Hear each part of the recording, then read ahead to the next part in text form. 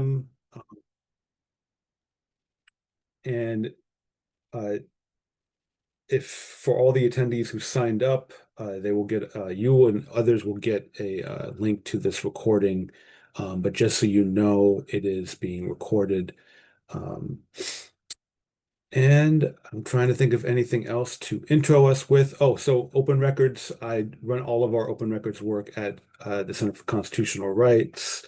And the Open Records Project, which provides these kinds of resources, um, files some litigation, helps activists, journalists, lawyers, law students, all kinds of people with open records requests, strategizing, reviewing, consulting, whatever is useful, all with a focus on using open records work and FOIA in support of movement campaigns specifically. And with that, I want to pass it over to my amazing colleague, Kayla, to introduce themselves. Thanks, Ian. Hi, y'all. Thanks for joining us. I'm Kayla Vinson. I'm a staff attorney with CCR. I am based in Atlanta and represent clients across the South mostly. I'm in CCR South office. We partner with Southern grassroots movements, human rights defenders, and other community organizations and movement partners who are working to transform material conditions, dismantle systems of oppression, and to advance visions of collective liberation in the U.S. South. And that includes a number of movement partners doing this work in Louisiana, and we'll get to talk a little bit more about them today. So we're really excited to partner with Ian on the Open Records project and to have the Sweet Tea and Transparency toolkit to help folks think about how to use public records in their advocacy work in Louisiana and across the South. And before we get started and I pass it back over to Ian, I just want to talk us through what we are going to talk about today so you'll have a sense of what's coming on our agenda. So we just did introductions of ourselves, and then what next we'll talk about an overview of the Louisiana Open Records Act, the key parts of a records request to think about if you or your partners or folks that you know are working on a records request. And then we'll actually draft a sample request together so you can see some of the decision making that goes into putting together a request, and then open the floor for some Q&A at the end because we want this to be as useful as possible to y'all who've joined us today. And at any point, you can drop questions in the chat in the Q&A section. We will answer them as they come. We'll also have, as you can see on the agenda, some time saved at the end, but please don't feel like you have to wait to the end. If there's something you want to share or ask, please go ahead and drop it in the Q&A and we'll try to plug it in as we go. Um, and Alice, our wonderful colleague who's adding in some notes into the chat, thank you, Alice, has added some housekeeping notes. So we're going to share the link to the FOIA resources and our contact info at the end of the webinar. Closed captioning is available if you need it. It can be enabled at the bottom of your screen so that the closed captions will come up. And as Ian shared, we are recording the event today and we'll share the recording with folks afterwards. Please let us know in Zoom if you have any like Zoom related questions or FOIA Louisiana related questions as we go. And I'll pass it back to Ian. Awesome. So I am going to just kind of give a really brief overview. I'm sure many people here know a lot about this already, but of the Louisiana Open Records Act. And I think we're going to drop a link to our explainer, which is on our FOIA Basics website. FOIA Basics for Activists is kind of our main resource that we try to update every year for open records work. And it has a specific part of the website called Sweet Tea and Transparency, and that's where you can find the Louisiana explainer along with explainers for other states in the South. So I'll be kind of running through this. And Kayla, please jump in if I'm forgetting anything or you think of anything to add.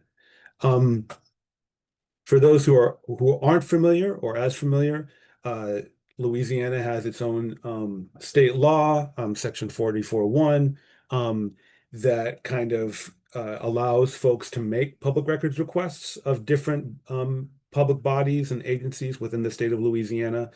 This is similar to other laws all across the country in different states, as well as the federal government.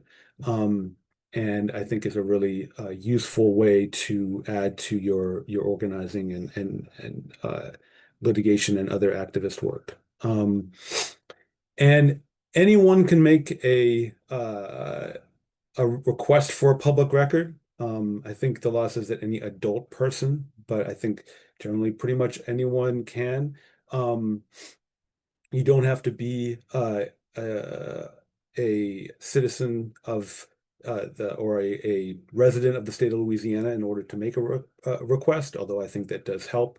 And both individuals and kind of nonprofits, entities, whatever, can make requests. Uh, an important kind of question that I think people ask a lot is, do I need to write up a big explanation of why I'm making my records request, or can I just request some records and that's it? And yes, you can just straight up ask, I want these records or this set of records, and you don't have to say why you're doing it for the most part. Uh, I think that can be strategic a lot of the time. On the other hand, and we can talk about this a little more later, sometimes it can also be strategic to kind of put the reasons that you're making the request into your request if your strategy is to do something very public, to kind of publish the request itself and maybe connect with journalists or other media outlets or organizers and kind of make the request kind of part of a public advocacy campaign. And in that case, it might be useful to put kind of a narrative of why you're making the request into the request itself. But there's no legal requirement to put your reason in. What kind of types of records can you get? I think, and Kayla's going to go into this example soon. It's worth being really creative to think about the different kinds of records that are out there, especially these days. Uh, on one hand, it's obviously very creepy and scary that, there's a lot of surveillance that happens by the government, and it's kind of contractors collecting different kinds of data. But that data is out there. It is what it is. And so that means that there's also a lot of different kinds of data that you might be able to ask for. So I think a lot of the times when we're thinking of records requests, we're thinking, oh, I want that new policy, or I want some emails about people talking about, say, a new policy or something happening. And those remain important things to ask for, but there's a lot of other types of records out there. There's maps, there's kind of individual reports, there's video and audio records, and there's even kind of other kinds of data that can be attached to those types of records. For instance, if you were to request uh, body camera data from a police department, of course you'd mainly be thinking, I want the audio and video of what that camera is recording, but a lot of those cameras also pick up things like geographic location. They might have the videos tagged by officers with different kinds of descriptions. And so it can be useful to think through all the different kind of aspects and types of data that might be worth asking for in a request that you could get potentially back. How do we actually I'm going to go back for a second. Where can you submit a request to is also a really important piece to think about. I think there's a lot of different smaller departments and agencies within each state, within each city government, county government, parish, etc., like all the ways that the government is kind of divided up into these different offices. And it's worth kind of doing a little bit of Googling, a little bit of snooping around to see whether you can send a request kind of very targeted to, maybe a office within a larger agency. That's what we do a lot at CCR is kind of find those kind of the best way to target requests. However, if you don't know, you don't know. That's okay. That's one of the reasons you're filing your public records request. And so you could just send a request, say, to the city government or the broader agency, asking about police or jail records or contracts with, I'm trying to think of something, the local uh, high school education department. It could be all kinds of different things, but it's worth thinking through different places and even different people who might be the ones to target for certain types of requests. Um, do you have to pay fees is an important thing that comes up a lot when I'm talking to folks. Uh, One thing in Louisiana that I think is useful to know is that public bodies are not supposed to be able to charge you a fee if you are able to come during like regular business hours and examine a record. So the ability to actually show up in person and examine a record, if you're able to, you should not be charged a fee for that. But that's not something that a lot of us necessarily have time or capacity to do. And so they may charge you a fee for kind of making copies or transmitting electronic copies. However, even though there's no kind of explicit part of um, the law about kind of asking for fee waivers in the way that there is in the federal Freedom of Information Act, where you can specifically say, "Hey, I want a full waiver of all fees for this request." Um, I think it's always worth putting at least even just a sentence into your records request saying, I'm making this request in the public interest, for transparency, for that I work at a nonprofit, whatever it might be, and not in the commercial interest. A scary little fact is that most public records requests across the country are made by corporations gathering up lots of data on all of us so they can advertise and et cetera, things to us. And so those corporations, they should be charged the money, but those of us who are doing this as part of movement campaigns, as part of accountability and transparency campaigns, in my opinion, we shouldn't have to pay these fees. And so it's worth asking. And a lot of the time, you can get discounted fee rates or full waivers because an agency has a discretion to kind of waive the fees that they might charge you for processing. Um, and I think the final thing I'll point to is once you've kind of put your request together and you've sent it off, there's always a question of what happens next. Um, I think uh, some states and the federal government, if you get a denial of what you're asking for, you can appeal that denial and kind of go through a process of kind of going to an oversight body and asking for an additional review of being denied the records. That system isn't necessarily in Louisiana. However, what's great about Louisiana, in my opinion, from filing requests in kind of a whole bunch of different states and parts of the country, is that the turnaround time for an agency to come back to you is really quick. So uh, they need to get back to you um, within if you can look at the records in person, they need to get back to you within 3 business days. I believe uh if it's not in person, they need to get back to you within 5 business days, but that is a fast turnaround. Um and I think that allows for I think not only to you to get some type of answer, hopefully it's the records you're seeking, or it's some type of response about how they're going to give you the records you're seeking in the coming days. But I think if they deny you, it allows you to kind of push forward in the advocacy, whether it's reframing your request, whether it's trying to negotiate for some of those records, whether it's asking questions about why they can't give you the records you're seeking. But it makes the process itself move forward in a faster way than I've experienced in a lot of other places around the country when it comes to transparency.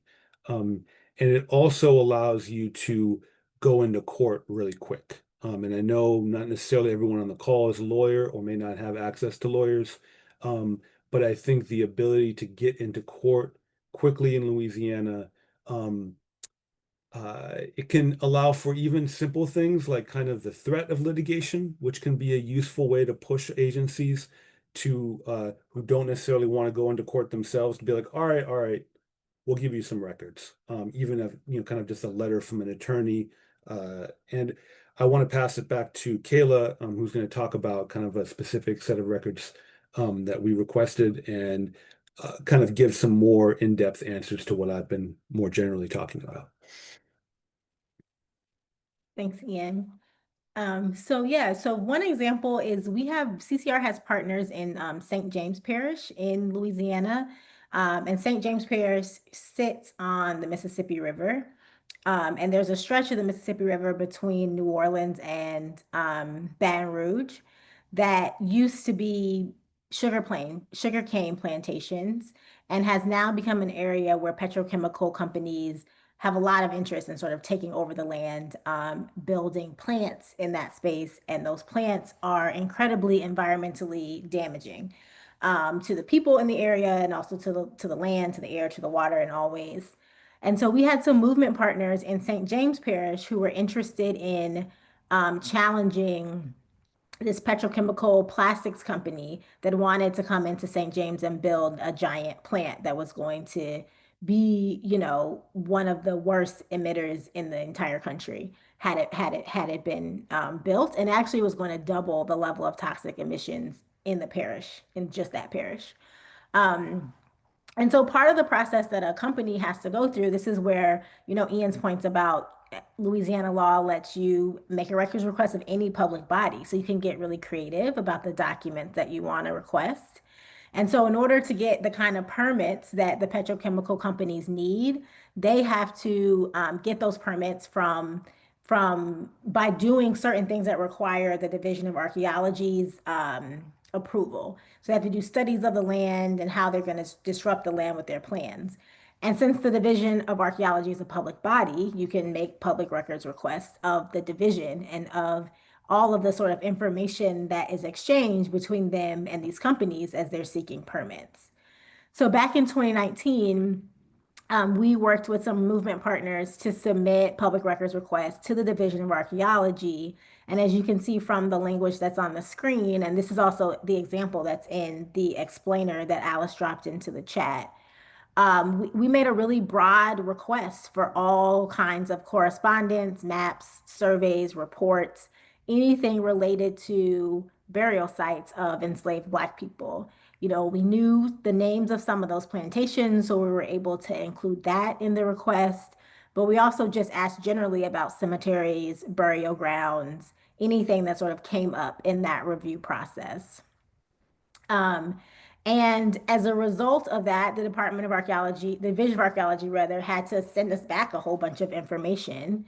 And some of the things that they sent back ended up being really useful for ongoing organizing and litigation efforts brought by organizations like Rise St. James, and then also organizations like Inclusive Louisiana, working to really push back against, their big vision is to just not have these petrochemical companies in their neighborhood, but any small piece that helps to build that challenge is really helpful.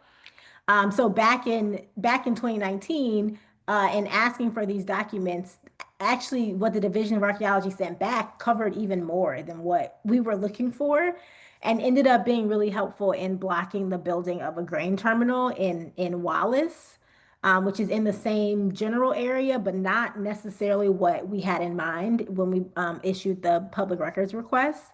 And in that instance, the community was able to use that as part of their campaign, where actually the company dropped their plans. They had the permits to build, and they just opted out of building the grain terminal because of how they were able to use those records requests. In terms of the petrochemical company that was really the subject of the records request is a company called Formosa. They got their permits still back in 2020.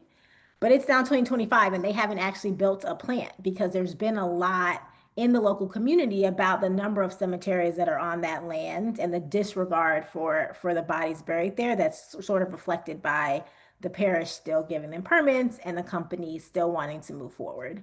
And we're actually working with two organizations, one in St. James and one in St. John, to file a lawsuit tomorrow that is directly about one of the cemeteries that was uncovered by some of these maps that we got back from the Division of Archaeology. So it really can be a really powerful tool for both for organizing and then also eventually for litigating if that becomes necessary.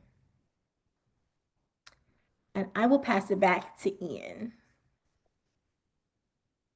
Awesome, thanks. We can go to the next slide. Um,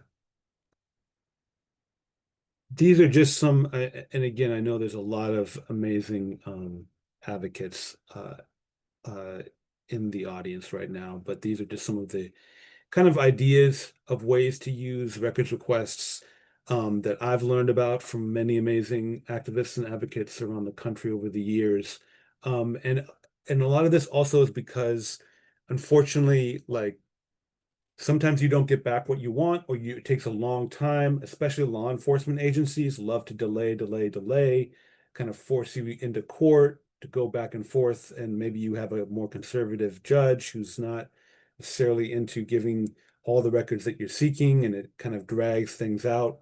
And there's a joke among federal FOIA litigators that FOIA time is a completely different time than regular people's time because it takes just so long and slow. And so I think it's worth coming up with creative ways to use not just the records that you get back in open records requests, but potentially use the kind of process itself. So we do a lot of press releases just along with the filing of the records requests that we file, whether it's state requests or federal requests.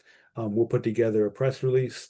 Again, this really depends on your strategy. Sometimes you want to stay under the radar and you don't want to do a press release, but it can be useful to kind of make this public demand on a government agency. And when we're talking about a press release, it not necessarily is a release that is saying, hey, we filed a public records request with this agency, but usually it's more focused on the issues at hand. So it's something, say, to what Kayla was talking about, um, you know, uh, community members demand more information uh, uh, as to, enslaved people's burial grounds in this part of Louisiana, or community members fight back against these corporations. And then somewhere in the actual press release, they'll say, the way we're doing this at this point is asking for records, but you don't have to make the press release just about the records request. It's using the records request as kind of a way to get at these broader issues. Connecting with journalists, obviously really good if you know journalists. If you are a journalist, these are ways to kind of get those records out there and get the story and the narrative out there. Um, if you do get documents back, it's good to kind of have a plan of how to go through those documents and publish those documents on either a website. I know Muckrock, if you have an account, muckrock.com, that's a great place to publish documents and also find lots of useful documents. It's also a useful place to go to when you put together your request. Um, and uh, and thinking about documents that you get back for future and kind of building on requests. So you might file a request, it's very narrow for a certain set, and then use what you get back for the next 2 or 3 requests.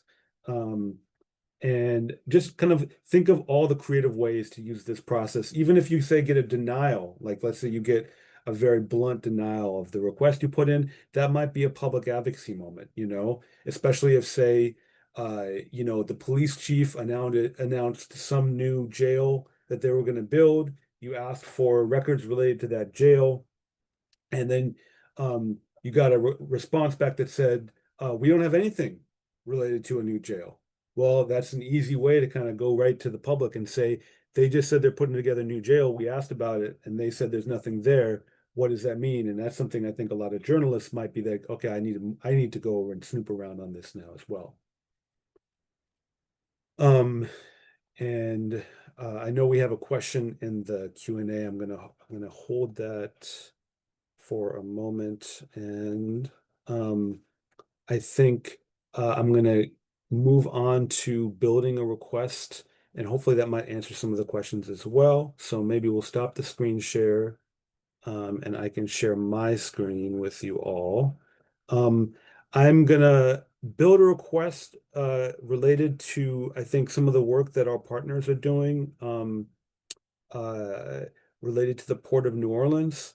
I believe there's at least one person in attendance who is already making requests related to this. So thank you for your amazing work. I was reading up on it last night.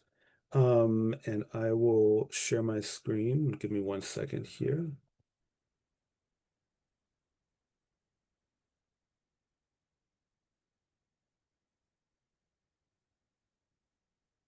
Awesome.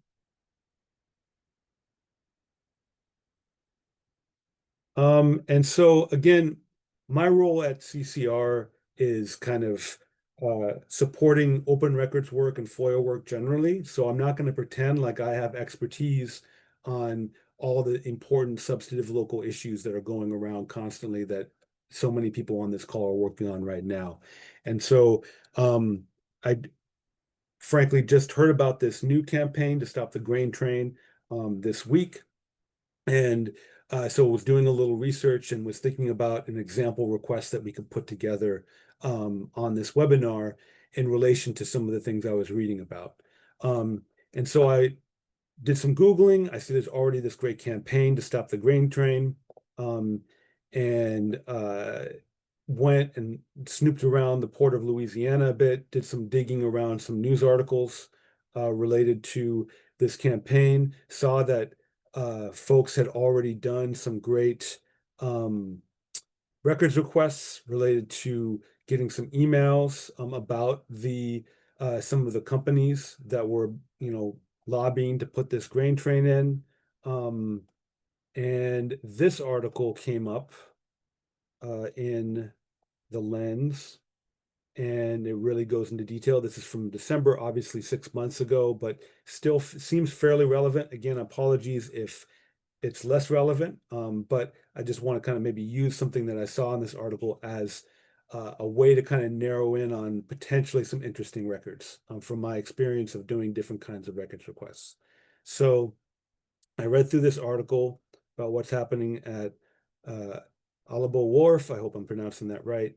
And the Stop the Grain Train campaign. And as I was going through the article, I saw kind of a number of different kind of characters and government agencies involved that look like potential places to ask for records. I saw that there's, the Port of New Orleans, Board of Commissioners, they had a meeting. Um, you know, folks came out, explained what their concerns were. There's a lot of different uh, people involved in kind of the leadership here that and I believe Jeffrey Wittenbrink Jr. is who is on in the audience right now. Thank you for your amazing work. Getting these emails. This is what I saw that they linked to right here. And this, if I was to come in right now, I would definitely take a detailed look at what you already got and see if there's any clues. It's a lot of this is looking about clues. It's great that there's names of people involved. It's great that, there are kind of dates and there's so much detail in these emails that might be worth latching onto to ask follow-up questions via follow-up records requests.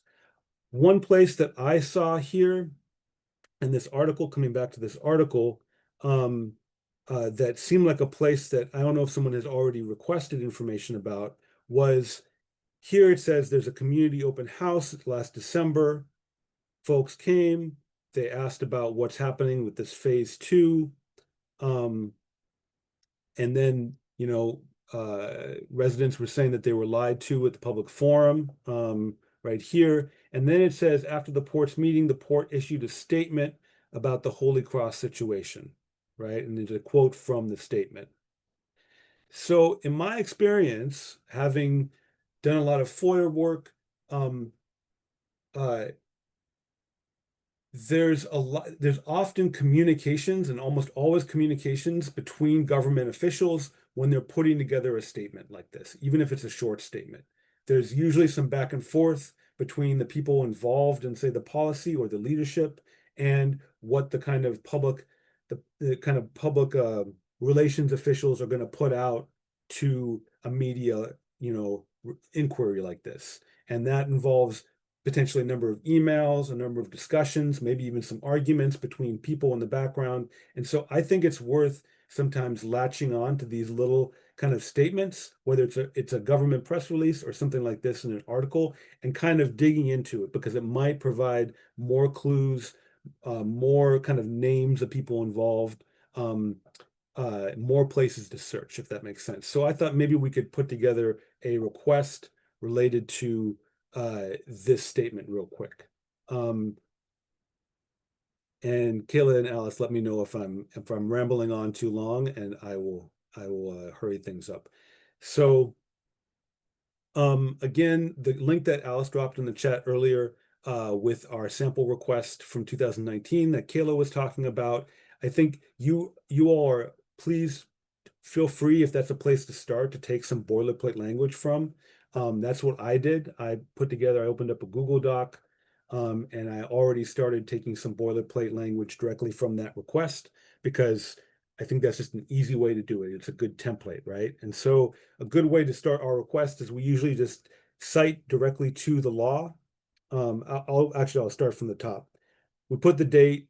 There's very simple things on these requests that become very important when we end up going back and forth, and especially if you end up going to court. So make sure to date your request. That's going to be really important. That way you can say, hey, I filed it on July 8th, and now it's been 5 business days. Where's my answer, right? Address, you want to put the address of who you're making the request to. And that could be either a mailing address, that could be an email address, it could be a number of things, but that's where you want to put that. We'll get to that in a second. And then say, hey, it's always good to title your request, hey, it's a public records request. And then we will usually start by saying, hey, we're making this request under the Louisiana law. In general, it's good to kind of remind government agencies of the law, even though they should know. It's good to remind people, hey, you have to respond to this because it's a request made under the Louisiana law. And then this is a very brief, I didn't spend a lot of time putting together a reason. I did something very simple. This request seeks records related to the building of the new grain terminal, as reported in the local media. And here's where I might say, such as, let's go back to our thing here, the lens, such as the lens. And it is good to include maybe a couple sites. I'm not talking about doing super academic or legal citations, just such as the lens on December 2024. Okay, I'm going to zoom in if I can. Let's see. Let me see. I'm not sure if I can zoom in. I hope folks can see this. Apologies if you can't. I'm not sure why this is showing up. And then maybe I drop a footnote in here where I wrote sites. That might be a footnote to the link to that story so that the person reading this request can go straight there and see it if they don't believe it. And here I'm going to make this again a very narrow request per the December story in the lens. And then I might just take that quote I saw the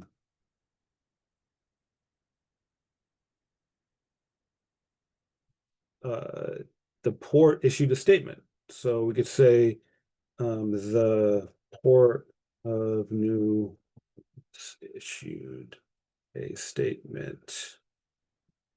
And maybe we want to quote the whole statement. So sorry for the formatting. I'm just going to keep it moving since I know we're going to run out of time if I don't. And then I'd say I request all communications, emails, texts, messages, or other communications related to the drafting and discussion of the above statement. And something like that. Please, I also request any and all attachments or documents used to put together the statement. And so, and this is just kind of one kind of thing to get at, and one way to kind of make a narrow request about something the government has put out there. And then the rest of this part of the request that I have here is again boilerplate language that we used in that sample request. I pasted it in, maybe made a couple edits, but you can see I'm just kind of including a reminder about how the law works. You got to give me a response in 5 days. If you determine that any of these records aren't a public record, you got to tell me why they aren't. You got to explain that specifically and in detail. And you got to notify us immediately if you're not going to produce them to us. And if the records are not in your possession, tell us, notify us in writing, and provide information to us. And then down here is that we're asking you to produce these electronically to save everyone money. And if there's a cost, we ask that you notify us. But please, if you could disclose these for free or with a discount, that would be great because we're doing this in the public interest and we're not doing this for commercial. And then very, very important, very, very important, provide some way for them to contact you, right? You don't want to send a request out there, ideally email so they can get back to you as quickly as possible. And the one last thing I'll just say here is that I didn't cover is who to make this request to. So I read that article. It said the port had made that statement. So I then said to myself, okay, how do I make a request with the Port of New Orleans? I Googled public records request, Port of New Orleans, and I was taken to this part of the website, public records. It's very nice of them. They have a whole public records part of their website. It tells you where to submit a request. It tells you that you should complete a form. If agencies ask you to complete a form, I think it's often useful to complete that form. But if that form doesn't provide enough space for you to make your entire request, then attach your written request to that form. And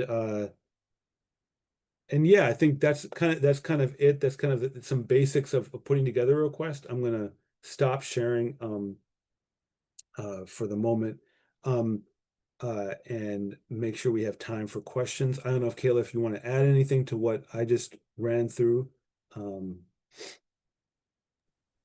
No, I don't think so. I mean, the one thing I was thinking about is what to do if you have that language in there about like let us know if you claim something doesn't exist or it's exempt and you don't have to tell us about it. And just to note that they have to be really specific when they say that. They can't just say we don't have any of this. They have to, if you ask for multiple things, they've got to go thing by thing and identify the reason why they think that they don't have to give it to you, which to Ian's earlier point can be really helpful if part of your goal is around, accountability and other organizing tools too.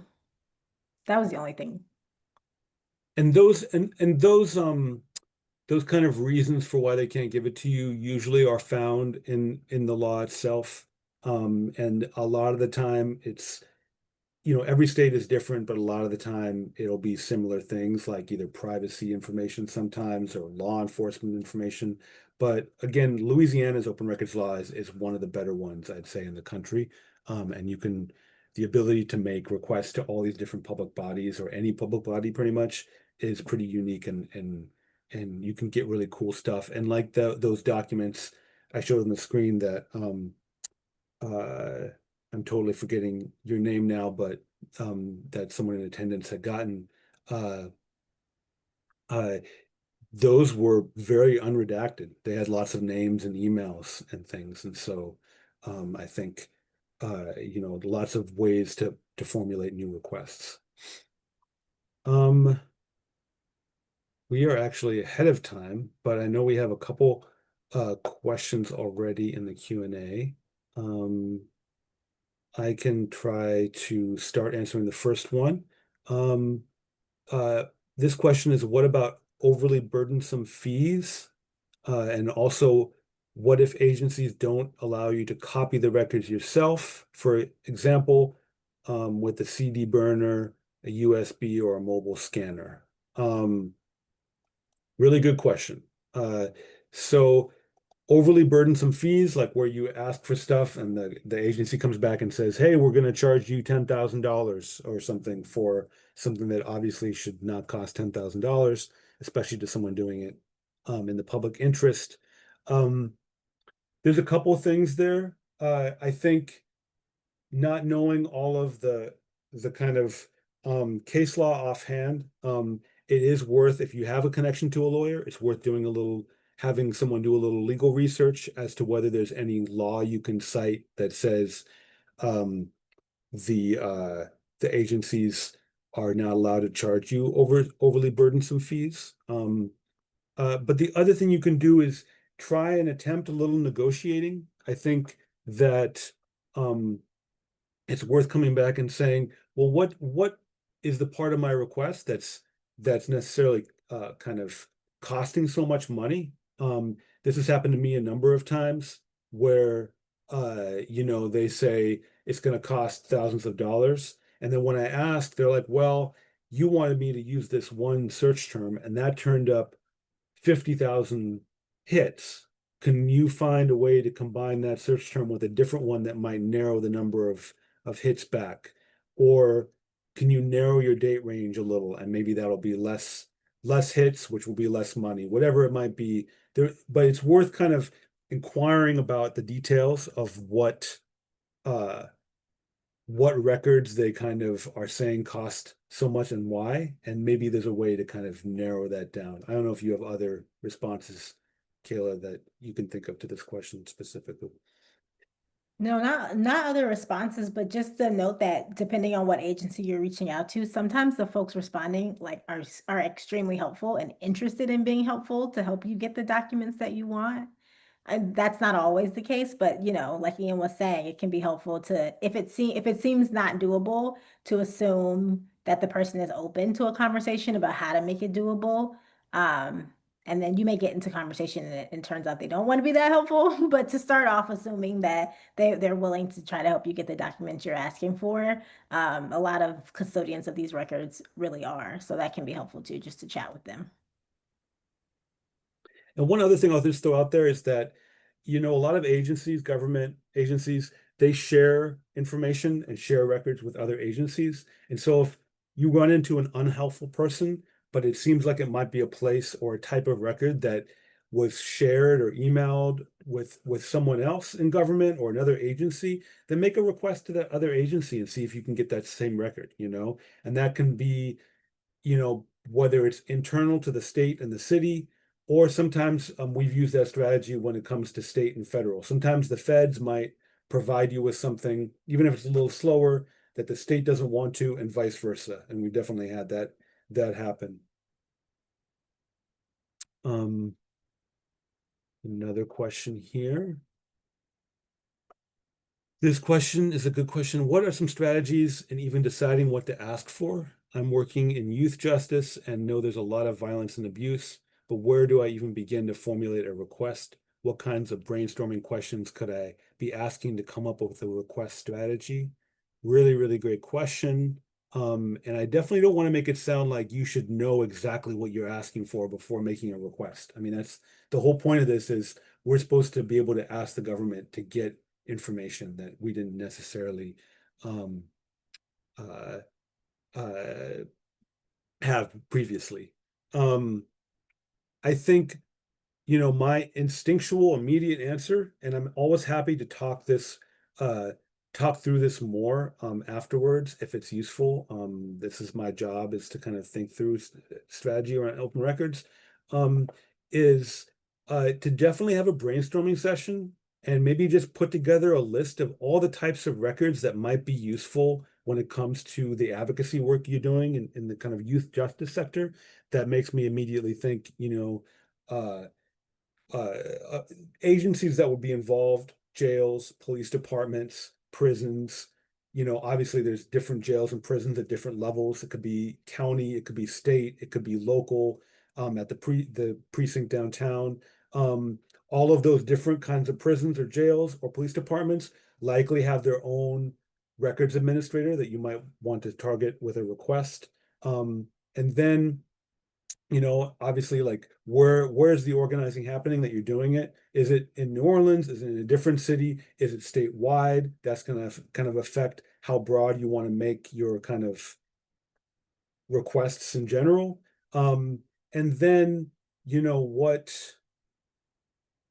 are you looking at issues of surveillance of youth? Are you looking at issues of uh, youth being stopped on the street illegally and racially profiled? Are you looking at immigration related issues? I mean, I'm kind of just throwing things out there, but just have that brainstorming session and then think of how are police, if they are, and maybe even if they aren't, documenting the work that they're doing.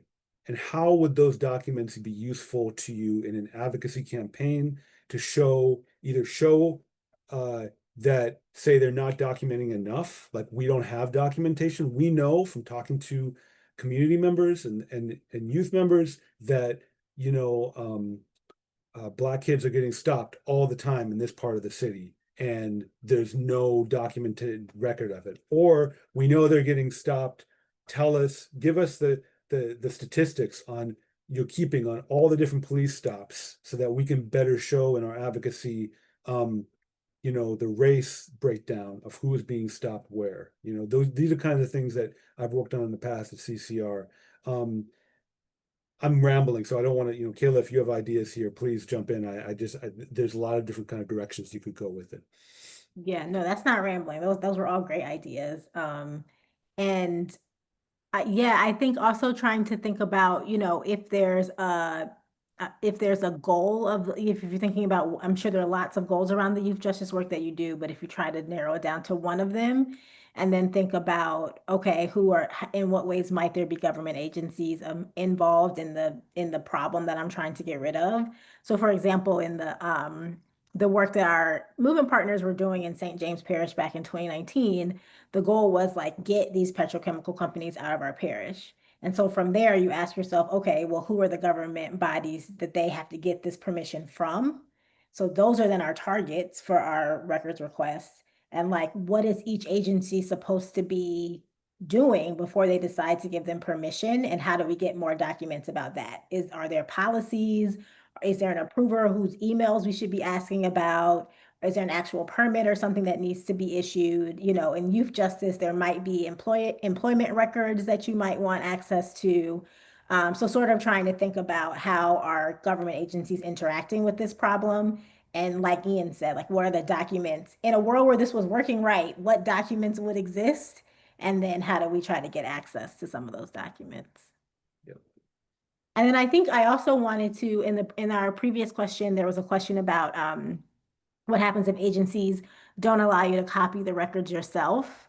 And it can be really helpful to be prepared when you go in person, like make sure your phone is fully charged and just try to take a lot of pictures of things on your own phone so that the time you're spending at the agency is just about getting pictures and not actually trying to sift through the documents. And then with the pictures, you can do that later. Because depending on how many there are, it really can, sometimes taking pictures on your phone really is the best workaround. I don't know, Ian, do you have other thoughts there too?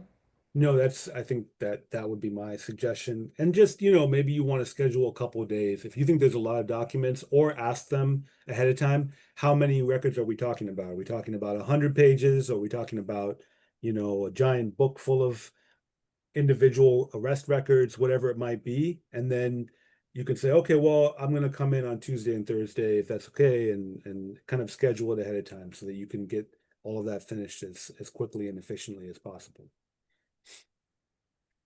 Um, and maybe we can wrap up now. Do we have any more? We just have, yeah, Well, we did get a response back from the question about taking pictures of documents, saying this person works in police misconduct data, and so it can be yeah, hard to get the data you need out of a picture, which, yeah, that's fair. yeah, for sure, for sure.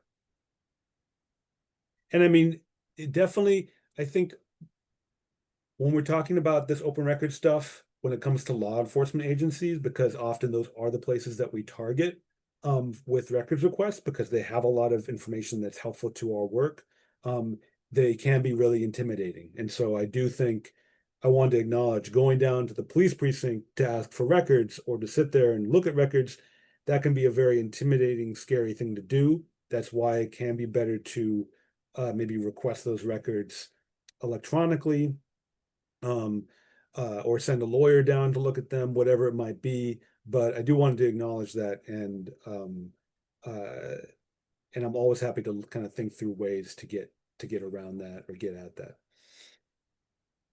And maybe we can close out if we're at 4 minutes. That sounds good. We did get one more question Oh, we in did. Awesome. Great. time about whether CCR has requested documents from DHS or ICE.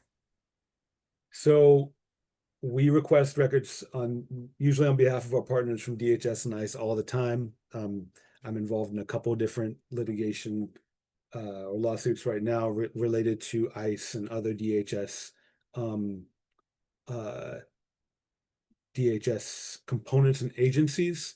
Um, and I will say that kind of what we've been saying about the Louisiana state records law being a lot faster and kind of better in a number of ways than other laws.